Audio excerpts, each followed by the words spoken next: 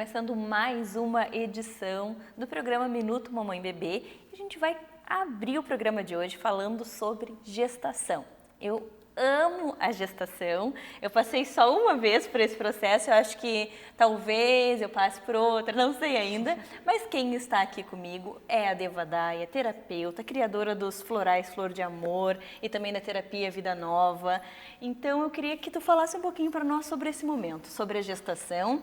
E assim, a gente sabe que durante a gestação são vários processos que vão acontecendo ali no nosso corpo, na nossa mente. E às vezes as mulheres ficam nervosas, ansiosas, enfim, e necessitam de algum tipo de suporte das nossas lindas flores. Então tem algum floral específico para gestação? Conta para nós como é que é, Deva. E bem-vinda. Gratidão por me receber, Mari, de novo. Olha, eu amo também. Para mim, a gestação foi um momento maravilhoso, mágico. É muito mágico. Foi uma época onde, naturalmente, eu me sentia relaxada e estava muito feliz, né? Então, eu tento que para cada grávida essa seja a situação. Mas eu também lembro que eu ficava muito sensível. Sim. Muito sensível. Eu já queria mais cuidar de mim, do bebê, e não tanto do externo. Trabalho, casa, isso era secundário para mim, o que é raro, né? Eu sempre fui muito focada em trabalho. Então, unindo o que eu sei de psicologia, para os meus estudos em psicologia, unindo a minha prática, o que a minha técnica traz, o que eu sei sobre terapia floral, o que eu posso te dizer é que, embora a gravidez não é doença, necessariamente, mas é um momento de muita fragilidade. Por que essa fragilidade acontece? Porque o neném, quando ele nasce, ele é frágil. Ele é sensibilidade pura, ele sente tudo muito, muito, muito, muito. Então, para a mulher poder receber o bebê bem e entender o que o bebê precisa, ela vai ficando parecida com ele, para ela ter empatia pelo neném. Então, a mulher, ao longo da gravidez, ela vai ficando cada vez mais aberta e sensível. Cada vez mais daquele jeito, assim, sensibilidade pura. Então, é o momento para se ter muito cuidado com essa mulher e de se preservar essa delicadeza extrema do momento da gravidez, da gestação. Quanto mais se aproxima o parto, mais redobrar o respeito, o cuidado. Sabe? Então, tem florais, por exemplo, como Eu Posso, que é um floral que eu acredito que ele é bom para isso, sabe? Para quê?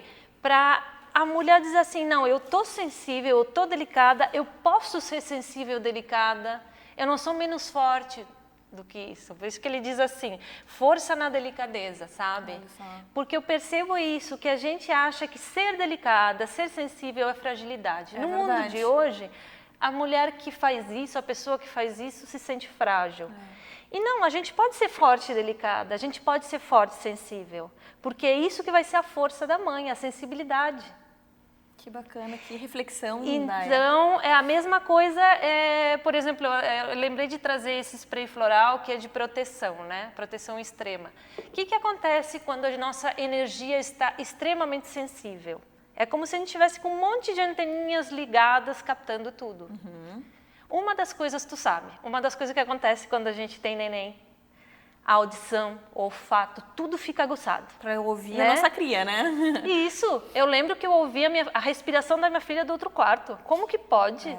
O corpo, ele foi projetado, né? Então, isso já começa a acontecer na gravidez. Durante a gravidez, a mulher já começa a ouvir muito mais, a sentir cheiros mais fortes. É verdade. Né? Então, acontece o mesmo com a energia. A nossa energia capta tudo muito forte. Por isso que a gente fica muito sensível, às vezes se estressa. Aí meu marido sempre falava para mim assim, nossa, eu tô transformando uma gota d'água numa tempestade. Total.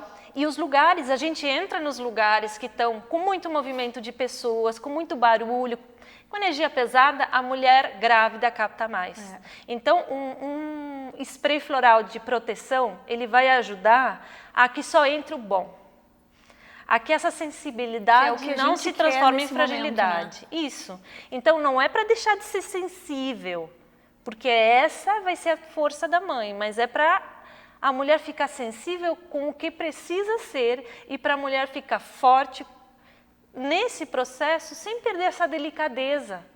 Esse momento é um momento para ser delicado e sensível, mas não frágil, não vulnerável, não para receber coisa que não deve chegar na pessoa, porque pensa que tudo que vem para a mãe vai afetar o neném. Sim, a gente escuta isso durante toda a gestação, né?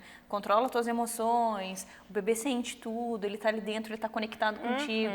Então, ter esse suporte, assim, porque às vezes sai do nosso controle, a gente não consegue controlar tudo, né? A autopreservação, sabe? Eu acho que esse momento, se precisa, vai numa terapia, se sente que tá com muito medo do que vai vir pela frente, é melhor fazer uma sessão ou duas e ficar bem, É verdade. e fazer o processo tranquilo, Vale muito do a que pena. ficar passando mal e trazendo isso que depois se reflete no processo do parto, né, nos primeiros meses de vida. Então, se a mulher está bem, o neném está bem.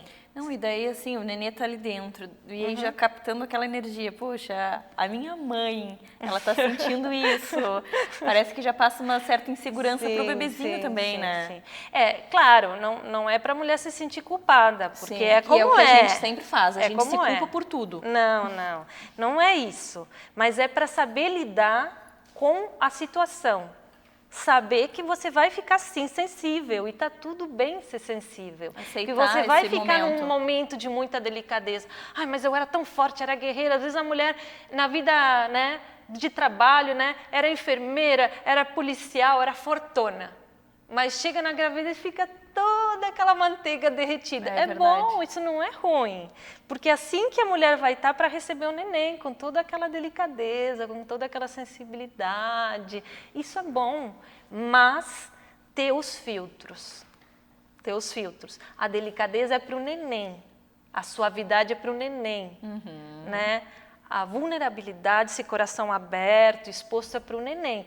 Não é para pegar qualquer coisa que anda no ambiente, entende? Entendi. É para você ficar bem consigo, para poder estar bem para o neném, estar presente para o filho. Deva, a gente sabe que existem grávidas que apresentam alguns problemas, assim, às vezes depressão, ansiedade, enfim. Sim. E a gente sabe também que durante a gestação o uso de medicamentos é complicado. O floral, ele não tem problema nenhum, a grávida pode tomar tranquilamente. Tranquilamente, porque só tem brande e água. E a dosagem é tão suave que não faz mal, inclusive até para o neném pode dar. Então, mas eu vou dar uma dica aqui, que é o seguinte. Toma floral durante a gravidez e toma depois. Porque lembra que tudo que... Você está naquela simbiose mamãe e neném, quando tem o neném, né? Então, tudo que chega na mãe vai chegar no neném. Entendi. Adorei. Então, eu sou a favor de tratar a mãe sempre, primeiramente. Que bacana. Olha, eu amei. Pena não ter te conhecido na minha gestação, porém conheci no pós-parto, que foi incrível. Foi legal, né? Nossa, foi maravilhoso. Bom. E a Matinha tá tão bonita. Tá linda, obrigada. E vai ser sobre isso, sobre pós-parto, que nós vamos falar na próxima entrevista. Ótimo. Obrigada por hoje e até a próxima. Querida. Espero que você tenha gostado e que entenda um pouquinho sobre a importância dessas plantinhas e o quanto os florais podem contribuir na nossa vida de uma forma tão sutil e gostosa, né? Você conhece a Dr. Kids? A Dr. Kids é um serviço inovador de atendimento pediátrico que atende seu bebê na segurança da sua casa, no conforto do seu lar, de maneira rápida, humanizada e eficiente. Com apenas alguns cliques, você localiza e aciona o pediatra mais próximo de sua casa. Baixe já o aplicativo para iOS ou Android e chame seu Dr. Kids.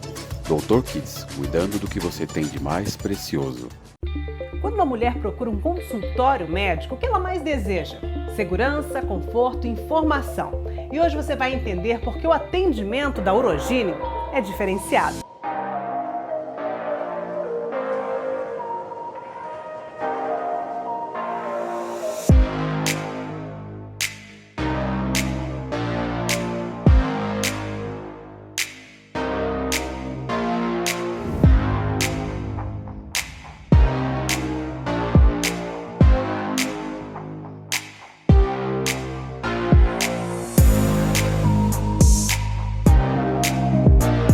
Nosso atendimento inclui todas as fases da vida da mulher, desde a primeira consulta ginecológica na adolescência, as consultas ginecológicas de rotina anual, para as gravidinhas do pré-natal, as mulheres climatéricas e a menopausa, incluindo as queixas urinárias, diminuição da libido, tudo isso numa estrutura moderna e aconchegante.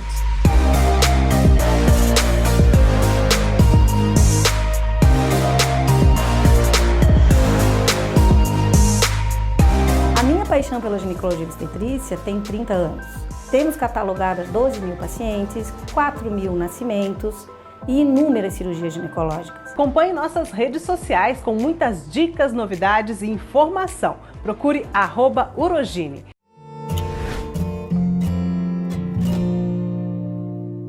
Então, o assunto de hoje é gestação e quem está aqui conosco é a Lid, bem-vinda! Hoje nós vamos falar sobre fisioterapia pélvica na gestação. Quando que é indicado? Como é que funciona esse atendimento? Quais são os movimentos que vocês fazem? Quando tu indica para as gravidinhas começarem a se exercitar? Fisioterapia pélvica na gestação, ela é indicada a partir da 13ª semana. É importante que essa mulher ela passe o primeiro trimestre, por quê? No primeiro trimestre a mulher ela apresenta todos aqueles sintomas gravídicos de náuseas, dor de cabeça, enjoo, azia. Você teve? Bastante. Todo aquele processo inicial do gestar. Também no primeiro trimestre a gente sabe que a incidência de perda gestacional é um pouco maior. Então aconselhamos que inicie a fisioterapia pélvica a partir da 13ª semana de gestação. Quanto à questão de movimentação, vai depender do que o corpo dessa gestante apresenta. A gente agenda uma avaliação, 13 semanas, 14, vai depender do tempo que essa gestante nos procura. E durante a avaliação a gente vai perceber qual é a necessidade daquela mulher e daquele corpo. Se bastante movimento, se treinos mais estáticos, a gente faz a avaliação do assoalho pélvico, que é uma avaliação íntima para a gente ver grau de funcionalidade do músculo, do períneo. Então tudo vai depender do tempo gestacional e de como essa gestante está. Que bacana, e é sempre legal a gente lembrar que cada pessoa é única, cada corpo é único, que é muito necessário ter esse atendimento exclusivo, personalizado, né? Não achar que, é essa lista aqui de exercícios, vou fazer essa lista aqui, mas não, cada mulher, cada corpo, cada gestação, ela tem uma demanda. O Lid, a pessoa que faz a fisioterapia pélvica, ela faz para ter o bebê de parto normal? Ela faz para se exercitar durante toda a gestação, mesmo que ela queira uma cesárea? Como é que funciona? A mulher que faz a fisioterapia pélvica na gestação, o que tem que ficar muito claro é que não é uma preparação pro parto. Fazer fisioterapia pélvica durante a gestação é manter esta mulher com uma qualidade de vida durante todo o processo gestacional e também para o parto. Entendi. Então, independe da via de parto escolhida por essa mulher, tanto o parto normal quanto a cesariana, que é a cirurgia, é extremamente importante a fisioterapia pélvica. Nós atuamos promovendo qualidade de vida, funcionalidade, bem-estar, fortalecimento muscular, não só do assoalho pélvico, que são os músculos do quadril, mas como fortalecimento muscular global, que são dos músculos do corpo todo. Porque assim que esse bebê nasce, essa mulher ela também amamenta, né? Sim. A gente precisa de um corpo com o máximo de equilíbrio muscular, o máximo de funcionalidade, para que essa gestante tenha o mínimo de dor possível durante a gestação e no pós-parto também. Tá, e agora falando daquela gestante que deseja um parto normal. Eu quero, já está decidido. Tá. A fisioterapia pélvica, ela me auxilia? Existe uma diferença da pessoa que, como a Mariana, não fez nenhuma atividade física, não trabalhou, não conheceu o corpo dela.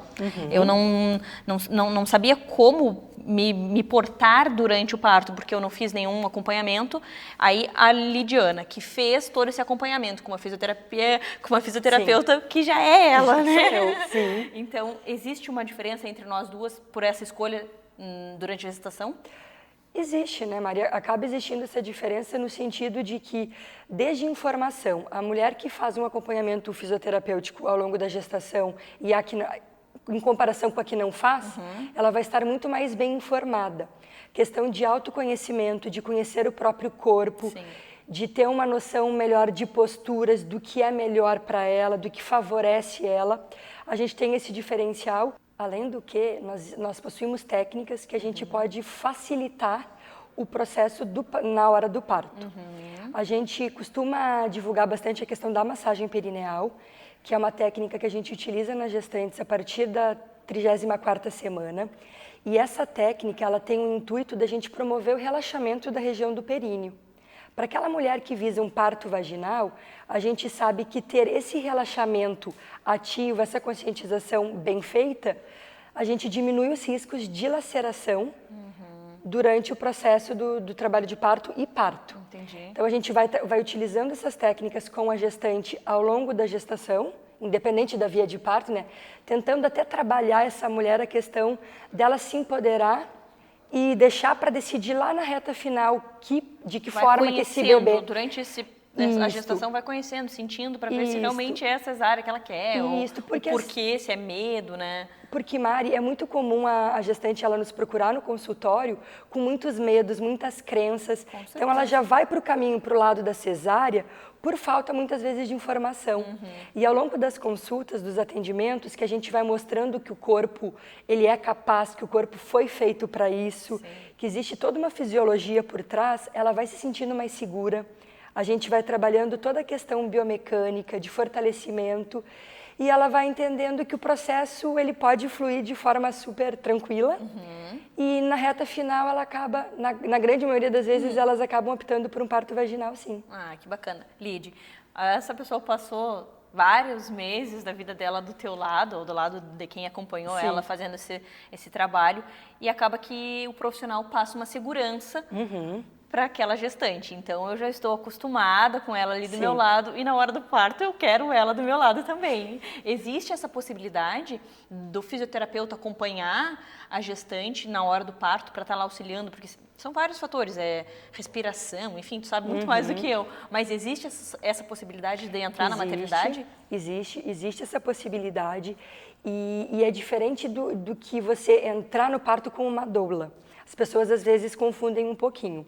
A doula é a profissional que ela promove o suporte emocional. Nós, fisioterapeutas, nós somos profissionais do movimento, a gente entra para auxiliar em questões biomecânicas. Qual postura seria melhor para facilitar? Qual postura a gente conseguiria que a incidência de laceração fosse menor? É com essa abordagem que a gente entra junto na maternidade. De estar ali junto, claro, a gente também dá um suporte emocional. Lógico, já conhece aquela pessoa, né? Sim, mas a intenção primária, o objetivo primário é de quê? É de estar ali ao lado facilitando o processo do nascimento desse bebê. Seja dando um toque numa rotação de perna, num posicionamento diferente de tronco, na forma com que essa mulher deve respirar, porque a gente precisa... Durante o parto, a gente precisa relaxar. O nosso corpo ele é um sistema facial, são fáscias ao longo de todo o corpo, e esse sistema facial ele é integrado.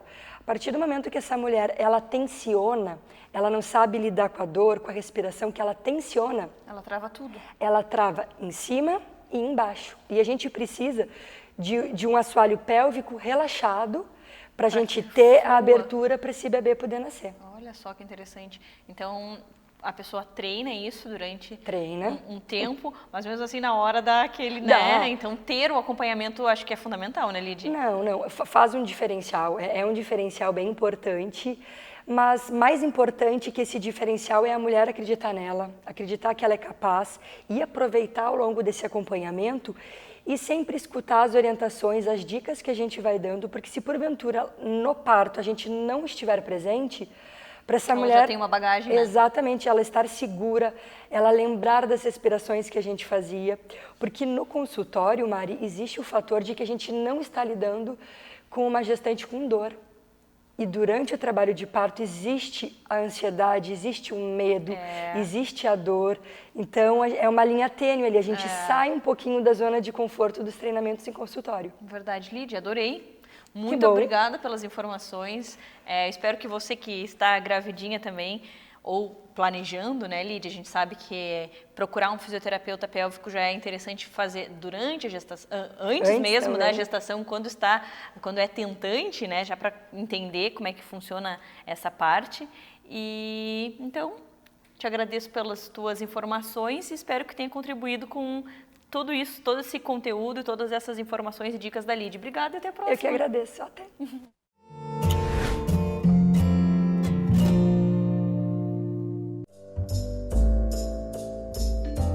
loja Divino Bebê tem fabricação própria. São mais de 10 anos de experiência no mercado de enxoval para bebês.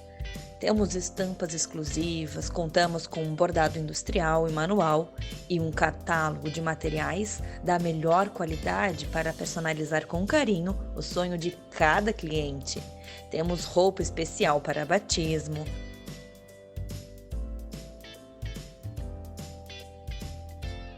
vestuário,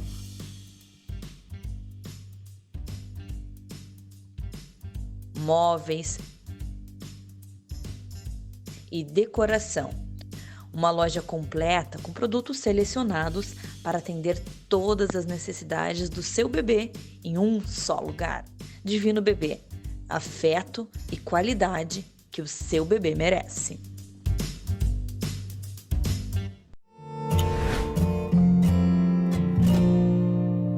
Agora nós vamos falar um pouquinho sobre os cuidados com o recém-nascido com a Keller, que é a nossa fisioterapeuta para bebês. Muito bem-vinda! Oi, Mari. Obrigada pelo convite. Um prazer estar aqui novamente. Eu queria falar contigo, entender o que a gente pode fazer com esse recém-nascido. A gente sabe que é um momento muito complicado para a mãe, para a família e para o bebê também, a questão da adaptação. E eu, conversando contigo, entendi que existem várias técnicas para ajudar esse bebê a se sentir melhor, inclusive a massagem. Então, eu queria que tu falasse um pouquinho para nós sobre essas técnicas e principalmente sobre o teu trabalho. Tá bom. Bom, a massagem, além de um momento prazeroso, o toque é muito importante. O toque, o contato físico é uma necessidade primária do ser humano. A gente precisa desse contato para se desenvolver de maneira saudável. E quando um bebê nasce, algumas funções ainda estão em desenvolvimento, inclusive alguns sentidos, mas o tato é o sentido que se encontra mais desenvolvido, ou seja, é a primeira comunicação que a gente tem com o mundo exterior. Além de ser muito prazerosa, a massagem ela tem vários benefícios para o bebê e também para a família. A gente sabe que quando o bebê nasce, a adaptação, às vezes com a amamentação, às vezes acabam dando fórmula, enfim. E mesmo não sendo fórmula, às vezes o próprio leite materno dá um desconforto no bebê, gases, cólica. Porque imagina, aquele corpinho está recém conhecendo um alimento diferente. Antes ele se alimentava através do líquido amniótico, então não entrava nada assim pela boquinha. Então está entrando os alimentos e a cólica, esse tipo de desconforto, a massagem ajuda? Sim, a Chantala, que é uma técnica conhecida de massagem infantil, ela proporciona vários benefícios para o bebê, proporciona uma ativação da circulação, que vai promover um relaxamento, né, e, consequentemente, uma melhora no sono, aumenta os movimentos intestinais, promovendo uma melhora de toda a atividade do sistema digestivo, alívio nos gases, nas cólicas, e também um aumento da capacidade respiratória, né? Uma criança que está em relaxamento, ela vai respirar melhor, vai dormir melhor, e além de ser um momento muito único, muito prazeroso, né? E vai ter um aumento do vínculo dessa família com esse bebê. Se a gente adora receber uma massagem, por que o bebezinho não vai adorar também, quem não gosta de massagem, né? É verdade. E assim, Keller, mãe, eu posso fazer massagem, eu tenho que fazer um curso para entender quais são os pontos, vocês ministram cursos, ou eu tenho que chamar um profissional lá na minha casa, ou todas as opções citadas? Sim, a massagem ela é justamente voltada para a família, né, para ser feita no ambiente familiar. Qualquer pessoa pode praticar, os movimentos são fáceis, não é nada muito elaborado, mas é interessante que antes do início da prática, essa família busque o aconselhamento profissional.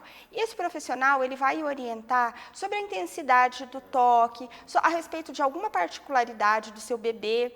Nós temos uma infinidade de material aí disponível na internet, em livros, mas o bebê que está ali não é o seu bebê. Então, o seu bebê pode ter alguma particularidade que pode ser identificada por você ou por esse profissional. Nós temos muitos profissionais capacitados que oferecem oficinas, workshops, alguns até oferecem na própria residência, é de curta duração, bem fácil de fazer, super acessível, e esses profissionais vão estar orientando essa família a praticar a massagem de forma eficiente e segura.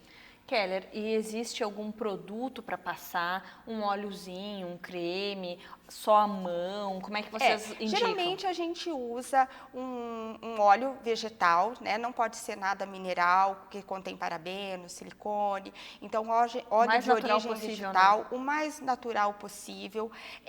A técnica pode ser associada a outras técnicas de conforto para o bebê, como aromaterapia, ofurô, sling. Então, pode ser usado algum óleo essencial. Porque senão daqui a pouco a mãe está colocando de tudo um pouco, então por isso nós que é temos essencial. Uma infinidade de óleos essenciais que têm bastante benefícios para o bebê e que podem ser usados por bebês, inclusive os recém-nascidos. Então, é importante que tenha uma orientação de um profissional qualificado para poder praticar com segurança. E como é que funciona o banho de ofurô que tu falou? E eu já fiquei curiosa, assim, porque a gente pensa em ofurô, é uma coisa gostosa.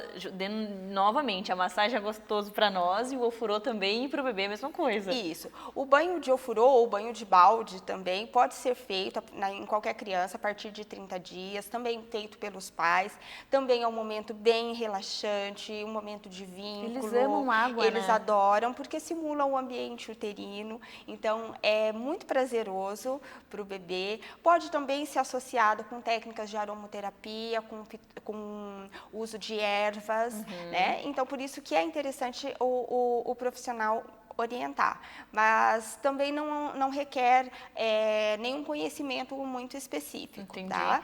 E existe assim uma temperatura específica para a água, então várias coisinhas, mesmo que não seja algo difícil, mas são informações essenciais para a gente não queimar o bebê, porque a gente sabe que a temperatura deles é diferente da nossa, então são algumas informações que o profissional que tem que passar, né? Isso, a temperatura da água é a temperatura do banho normal, geralmente a gente olha pelo cotovelo, né? Quando a gente vai dar o banho no bebê, a gente coloca o cotovelo na banheira e vê se essa temperatura está agradável para a gente.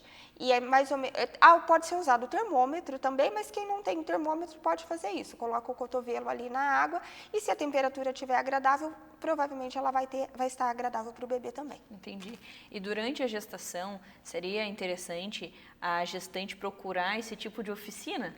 Que aí vai aprender sobre a Chantala, sobre o banho de ofurô, sobre o sling, porque colocar ele certinho, o charutinho, enfim, todas essas coisinhas. Nós temos várias técnicas de conforto para o bebê e assim, pode sim ser feito durante a gestação, né? Já o aconselhamento, tem gente que prefere fazer durante a gestação porque tem mais tempo, tem mais disponibilidade. É o que eu penso. Às vezes, depois que o bebê nasce, fica mais corrido. E aí a pessoa já sabe como lidar. Então, alguns casais, algumas famílias preferem buscar essa prática já antes do nascimento, durante o período gestacional. E alguns, por algum motivo, não conseguirem fazer, pode fazer depois, né? Não tem um tempo, assim, determinado, posso fazer a massagem até tantos meses. Vai ser até quando for prazeroso para você, quando for prazeroso para o bebê, quando o bebê permitir, né? Porque a partir dos 6 meses eles começam a ficar bem mais ativos, já se torna mais difícil. Sim. Mas também tem aqueles que, como já receberam há um tempo, já se acostumaram e gostam eles também. Gostam. Talvez essa família não consiga mais fazer uma sessão completa, né? O bebê já não fica mais tanto tempo paradinho, mas consegue fazer massagenzinha no pé antes de dormir. Então, não tem um tempo. Ela pode ser feito durante toda a infância, é muito importante, muito benéfico, e o contato físico está ligado ao desenvolvimento de várias estruturas cerebrais que são responsáveis por muitas das nossas relações pessoais e sociais na vida adulta.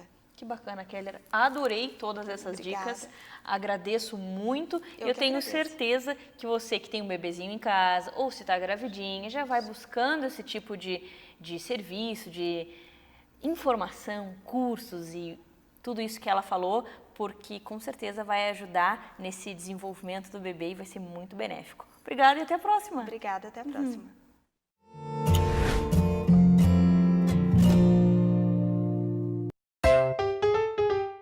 Vamos falar um pouquinho hoje sobre alergia à proteína do leite de vaca. É uma doença que é muito comum em bebês e que costuma aparecer nos primeiros meses de vida. pode aparecer em bebês amamentados exclusivamente ao seio ou não, e é mais comum em famílias que já têm algum histórico de alergia. Os sinais e sintomas são muito variados e vão desde reações imediatas e graves, como reações, sintomas que podem aparecer ao longo de dias, como refluxo gastroesofágico, diarreia, presença de sangue nas fezes, emagrecimento ou pouco ganho de peso, lesões de pele como a dermatite. Então, o diagnóstico nem sempre é fácil, mas a boa notícia é que é uma doença que tende a ser transitória e a grande maioria dos casos está curada por volta dos 3 anos de idade.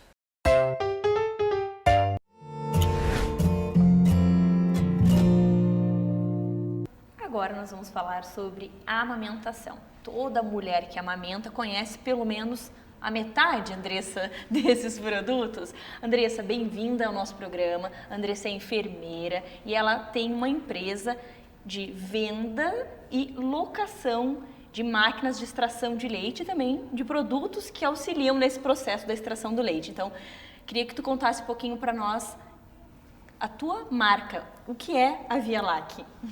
Oi, obrigada pelo convite.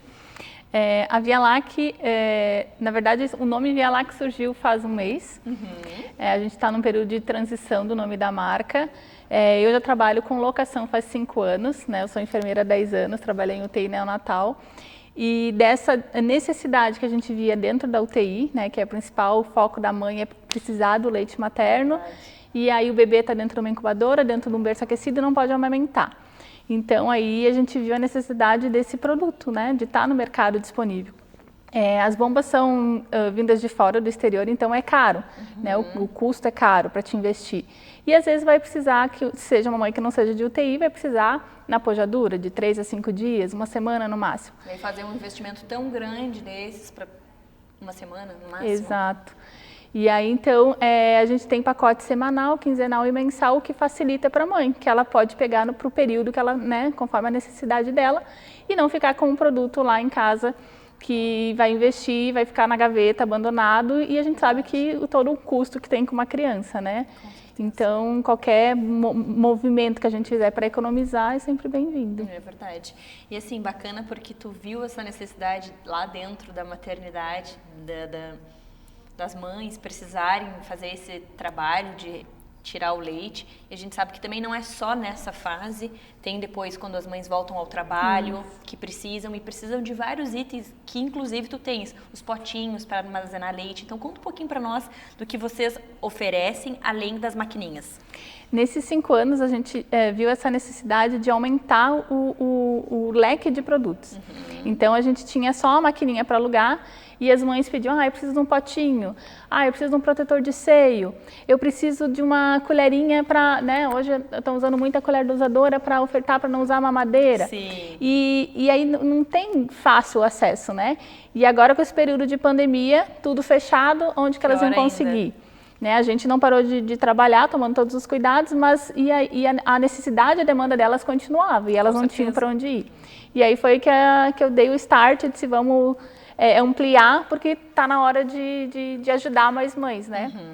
Então a gente colocou protetor de seio, né? A gente colocou rosquinhas, frascos. Só me fala um pouquinho sobre essa rosquinha, que eu já queria entender. A rosquinha, ela é bem certinha no mamilo. Então, o teu mamilo vai ficar aqui dentro e ela vai proteger do atrito com o sutiã. Porque a gente compra o sutiã e, dependendo da marca, ele começa a roçar e vai como se fosse assando o mamilo mesmo, né?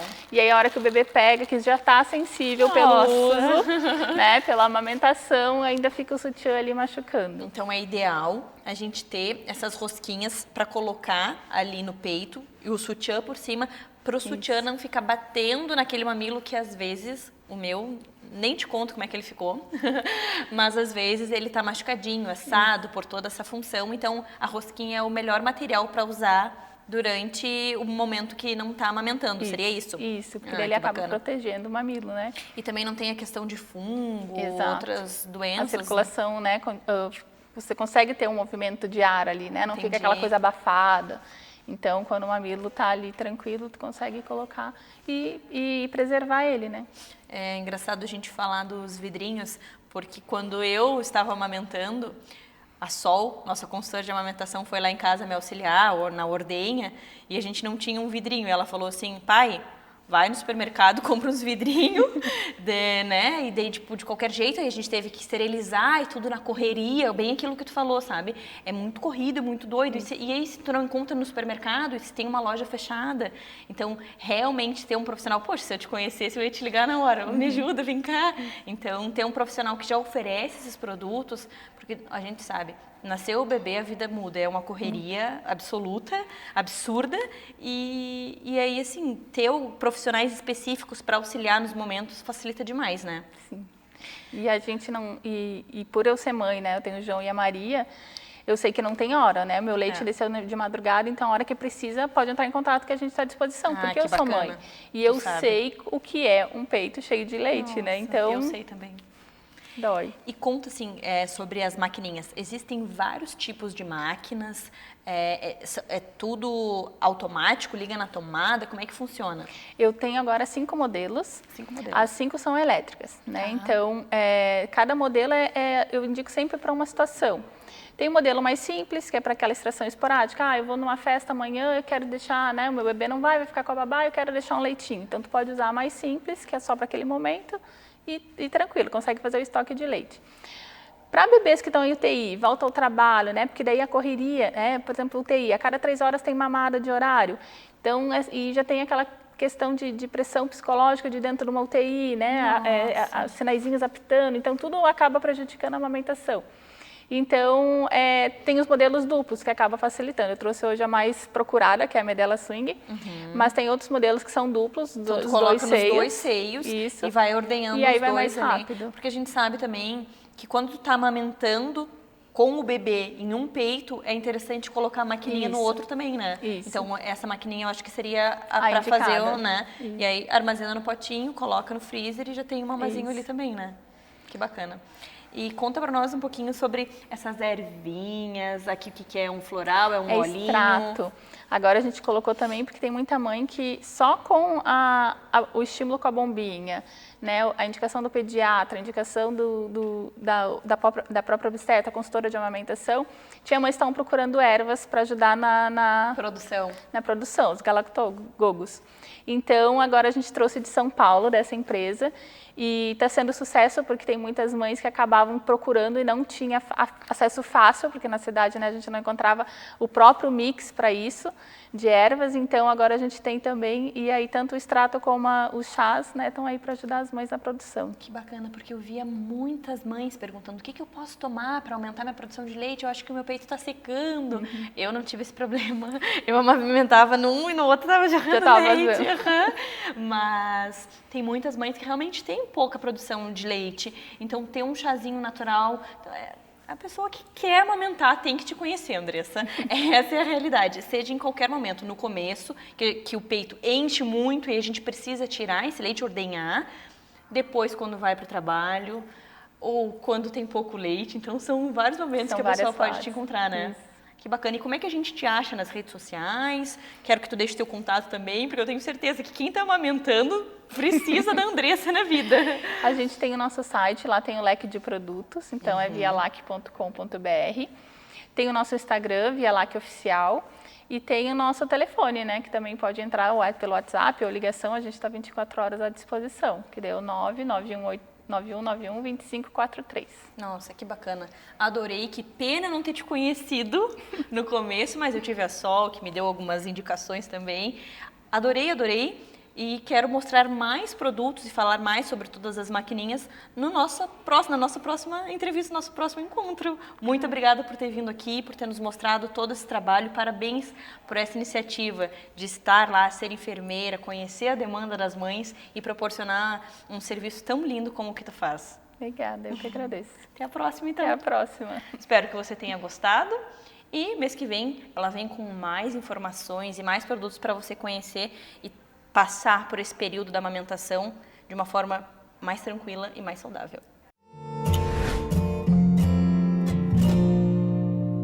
Are you ready?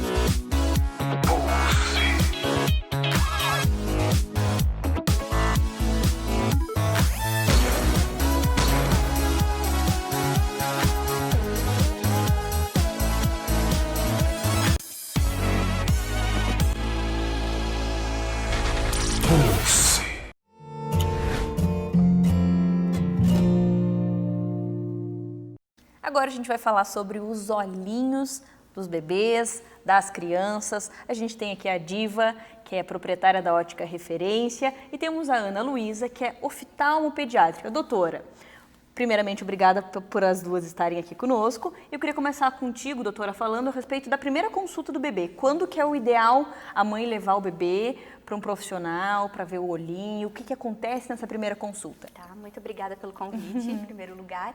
Então, assim, a primeira consulta do bebê, ela deve acontecer dentro do primeiro ano de vida, né? Isso é muito importante. Então, existem várias patologias que podem acometer os olhinhos dos bebês sem que deem nenhum tipo de sintomas. E só vão ser percebidas se a gente fizer essa primeira avaliação de rotina. Em geral, a gente pede, se os pais não perceberem algum sintoma, que ela seja feita por volta do 6º mês de vida, que é quando a gente já espera que a criança esteja tendo fixação, segmento, já consegue avaliar a acuidade visual nesses bebês, né? Então, nessa fase, a gente indica a primeira avaliação. Ah, que bacana. Diva, a gente sabe que agora, com essa questão da pandemia, as crianças estão mais em casa, estão assistindo mais televisão, YouTube, no celular, e eu queria saber se realmente lá na ótica surgiu mais demandas e mais procuras de óculos, justamente porque está forçando muito a visão. O que tu vê assim lá na ótica em relação a esse assunto? Sim, houve aumento muito da procura de mamães em busca da lente com a proteção de filtro azul, que não é só nas aulas online, mas também é o dia, não é da criança, é o brincar, é YouTube, é joguinhos.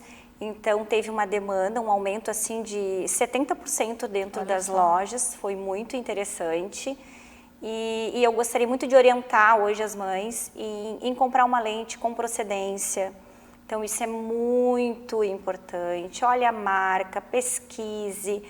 Então, hoje em dia tem muitas lentes, réplicas similares, então que não vai te dar a proteção realmente adequada para o momento para a criança. Doutora, isso que ela falou tem muito sentido, porque a gente está falando de visão, de olho. Com certeza. Então, assim, a criança, como a Diva citou, ela tem os estudos, que a gente sabe que eles estão agora, não tem mais aula presencial, então é online, então da parte que é necessário, e também tem o lazer que muitos estão usando. Então, o que tu orienta, assim, essas mães, o tempo de tela, e também complementar o que a Diva falou da importância da procedência do óculos, da lente, de um profissional de qualidade para orientar nesse sentido? Certamente o assunto, assim, se tornou extremamente interessante, porque a gente já vinha discutindo muito essa questão do uso das telas nas crianças antes da pandemia, e agora com as aulas online isso ficou ainda mais acentuado, né? O tempo que as crianças têm passado em frente às telas tem aumentado muito. A gente tem recomendações do que é seguro de tempo de tela para cada idade, né? Então, até 1 ano de idade, a gente recomenda que a criança não tenha nenhum tipo de contato com telas. Entre 1 ano e 2 anos, a gente recomenda que a criança, ela pode ter contato, mas ela não deve ter tempo sedentário de tela. O que significa isso? A criança pode ver um vídeo enquanto ela está brincando, se divertindo, ela fazendo não pode outra ficar atividade, parada, mas hipnotizada ali olhando para a tela. Somente olhando a tela. Esse tempo sedentário de tela, ele passa a ser aplicado a partir dos 2 anos. Então, crianças a partir dos 2 anos até os 4 anos podem ficar em torno de 1 hora por dia, né? Dos 5 aos 10, 2 horas por dia, e dos 11 aos 18, 3 horas por dia, né? Então, isso é o recomendado, o tempo recomendado máximo de tela, né, para a gente seguir. E além disso, a gente tem uma regrinha que a gente conhece como 20-20-20, que a cada 20 minutos de exposição à tela, é recomendado que a gente fique durante 20 segundos olhando para uma distância de 20 pés, que é mais ou menos 6 metros. Então, isso é recomendado porque quando a criança utiliza muita visão de perto, ela utiliza a acomodação, que é o ajuste de foco para perto. E o excesso do uso da acomodação pode trazer vários malefícios para o olho, fadiga ocular, progressão e surgimento de miopia. Então é importante que a cada 20 minutos ocorra o relaxamento dessa musculatura que faz esse ajuste de foco.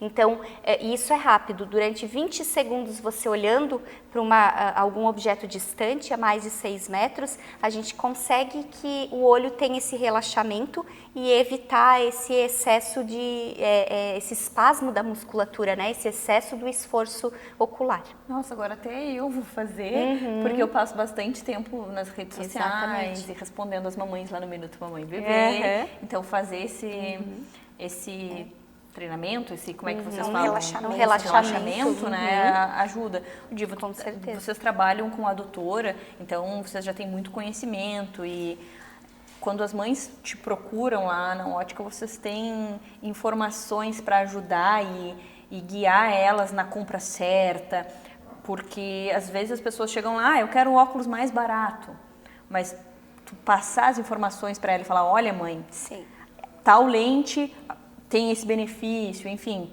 como é que funciona assim esse trabalho? Eu digo que a gente sempre tem que passar o que tem de melhor, eu acho que a mãe tem que saber o que tem de melhor para mim oferecer hoje para aquela criança. Aí é uma opção da mãe. Não, eu não quero investir muito agora, mas o ideal é investir. Investir porque a saúde da criança, a saúde dos olhinhos.